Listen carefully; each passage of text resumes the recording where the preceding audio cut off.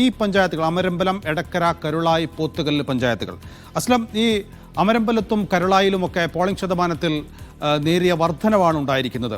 അതായത് പോത്തുകല്ലും വർധനവുണ്ടായിരിക്കുന്നു, കരുളായിൽ അല്പം കുറവുണ്ടായിരിക്കുന്നു. ഈ സാഹചര്യം എന്താണ്? ശരിക്കും UDFന് ചങ്കിടിപ്പ് കൂട്ടുന്നുണ്ടോ? LDFന് കഴിഞ്ഞ തവണ ലീഡ് കൊടുത്ത പഞ്ചായത്തുകളിൽ നല്ല പോളിംഗ് ഉണ്ടാകുന്നു. അത് UDFനെ സംബന്ധിച്ചിടത്തോളം അല്പം ഭയപ്പാടുണ്ടാക്കുന്നുണ്ടോ?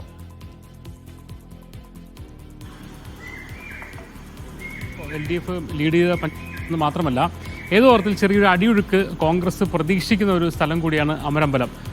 പൂക്കോട്ടുംപാടം ഉൾപ്പെടെയുള്ള സ്ഥലങ്ങളിൽ ചെറിയൊരു അടിയൊഴുക്ക് പ്രതീക്ഷിക്കുന്നുണ്ട്.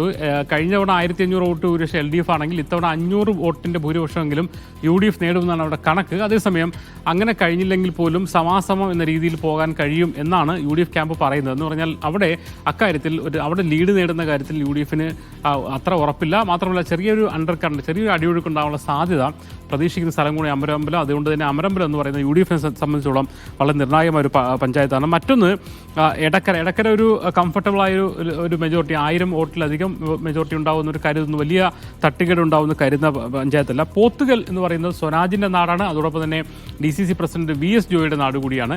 അവിടെയും പോളിംഗ് ശതമാനം വർദ്ധിച്ചിട്ടുണ്ട്. അവിടെ 1500 വോട്ടിൻ്റെ ഭൂരിപക്ഷമാണ് UDF വലിയ പ്രതീക്ഷ മുന്നോട്ട് വയ്ക്കുന്നുണ്ട്. അതേസമയം സ്വരാജിൻ്റെ വ്യക്തിപരമായ ജന്മനാടെന്ന നിലയിലുള്ള വോട്ടുകൾ അത് ഏത് രീതിയിലായിരിക്കും, അതായത് LDFൻ്റേതല്ലാത്തതായ കുറച്ച് വോട്ടുകൾ കൂടി സ്വരാജിന് വരികയാണെങ്കിൽ അവിടെ എങ്ങനെയായിരിക്കും പ്രതിഫലിക്കുക എന്നുള്ളത് അറിയേണ്ട ഒരു സ്ഥലമാണ്. മറ്റൊന്നത് കരുളായിയാണ്. കരുളായിയും ഒരു 500 വോട്ടിൻ്റെ ഭൂരിപക്ഷം മാത്രമാണ് UDF പ്രതീക്ഷിക്കുക. എന്ന് പറഞ്ഞാൽ ഈ 4 പഞ്ചായത്തുകൾ, അത് അമരമ്പലം, അതിൽ പ്രത്യേകിച്ച് 3 അമരമ്പലം, പോത്തുകൽ, കരുളായി, ഈ 3 പഞ്ചായത്തുകളും UDF അത്ര പ്രതീക്ഷയില്ല.